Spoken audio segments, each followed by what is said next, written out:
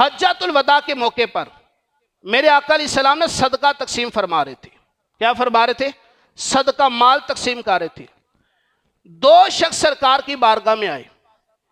انہوں نے سرکار علیہ السلام سے عرض کی کہ یا رسول اللہ ہمیں بھی عطا فرمائے. نبی پاک علیہ السلام نے ان دونوں کو دیکھا. وہ دونوں شخص کہتے ہیں سرکار نے ہمیں دیکھا کہ ہم تندرست ہیں، توانا ہیں، ہاتھ پاؤں سلامت ہیں.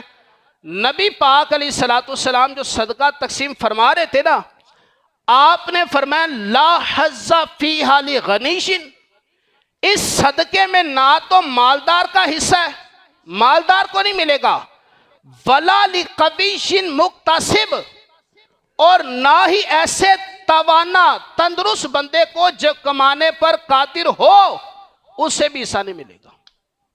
مانگنے آئے تھے، سرکار نے دیکھا ان کے تو ہاتھ پاؤں سلامت ہیں، کما سکتے ہیں، آپ نے انہیں نہیں دیا.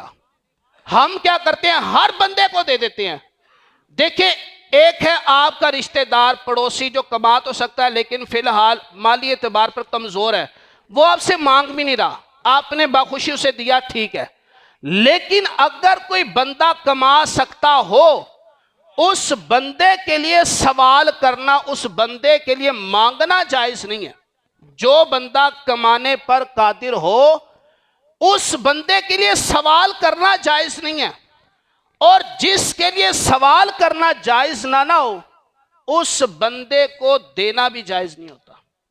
آپ کی دکانوں پر جتنے مانگنے والے مرد ہوں، عورتیں ہوں، بچے ہوں، ان لوگوں کو آپ نے دے دے کر خراب کیا ہوا ہے.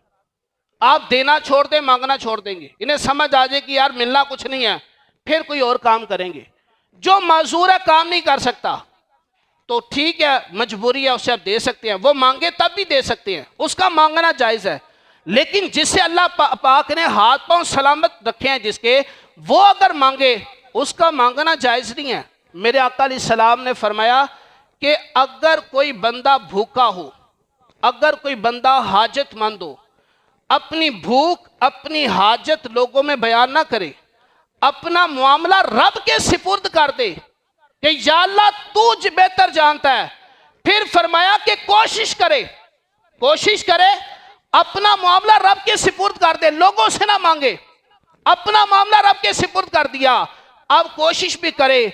نبی پاک علیہ السلام فرماتے ہیں کہ اللہ رب العزت 1 سال کے لیے اس بندے کے لیے حلال روزی کے دروازے کھول دیتا ہے. اب جو مانگنے والا ہوگا اس کے مانگنے میں کبھی برکت نہیں ہوگی، وہ مانگ کر بھی بھوکا رہے گا، وہ مانگ کر بھی پیاسا رہے گا، کیونکہ میرے آقا علیہ السلام نے فرمایا اپنا معاملہ رب کے سپرد کر دو، پھر دیکھو رب تعالیٰ روزی کے دروازے کیسے کھول دیتا ہے.